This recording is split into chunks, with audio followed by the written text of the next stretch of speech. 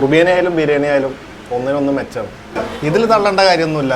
ഞങ്ങളിപ്പോൾ 10-13 കിലോമീറ്റർ ഉണ്ട് ഞങ്ങൾ ഇവിടുന്ന് ജോലി ചെയ്യുന്ന സ്ഥലത്തേക്ക്. അവിടുന്ന് ഉച്ചയ്ക്ക് ഇവിടെ വന്നിട്ടാണ് കഴിച്ചു പോകല്. വന്നോല് പിന്നെയും വരുമെന്നുള്ളത് ഇത് അവിടെ നോക്കിയാൽ മതി. ആ പോലെ ഗൂഗിൾ പേ ചെക്ക് ചെയ്താലും അറിയും ഞങ്ങൾ എങ്ങനെ വരുന്നത് എന്നുള്ളത്.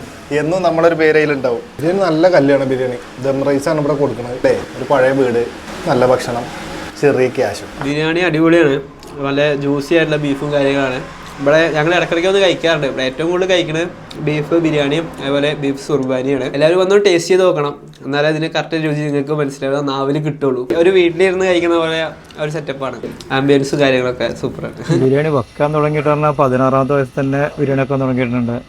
ഇവിടെ മെയിനായിട്ട് ബിരിയാണി തന്നെയാണ്. ബിരിയാണി, സുർബിയാനി, ചിക്കൻ ബിരിയാണി ഉണ്ട്, ബീഫ് ബിരിയാണി ഉണ്ട്. രണ്ടും കറക്റ്റ് തലശ്ശേരി അല്ല. കറക്റ്റ് തലശ്ശേരി എന്ന് പറഞ്ഞാൽ അവർ ഫുള്ള് പച്ചക്കന്നെ ഇട്ടിട്ട് നേരെ അടിയിൽ ചിരട്ടയ്ക്ക് വെച്ച് കത്തിച്ചിട്ടാണ്. അങ്ങനെയല്ല, നമ്മുടെ മണ്ണാർക്കാട് ഏരിയയിലുള്ളതെന്ന് പറഞ്ഞാൽ 70-75% ബീഫ് കുക്ക് ചെയ്തിട്ട് പിന്നെ ബാക്കി അതിൻ്റെ മുകളിലേക്ക് അരി ഇട്ടിട്ട് അങ്ങനെ ഉണ്ട് ഒരു ദമ്മാണത്. പിന്നെ ഫാമിലി അനിയന്മാരും എല്ലാവരും ഈ ഒരു ഫീൽഡായിട്ട് തന്നെയാണ് നിൽക്കുന്നത്.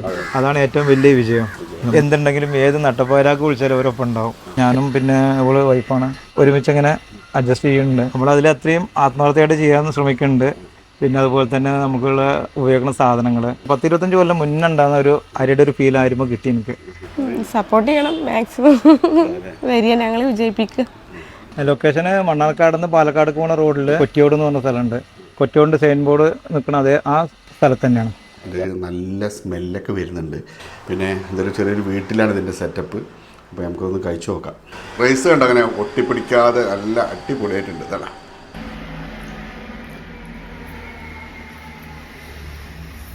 അതുപോലെ തന്നെ ഇവിടുത്തെ ഇഞ്ചിപ്പുളി ഇങ്ങനെ ഒഴിച്ചിട്ട്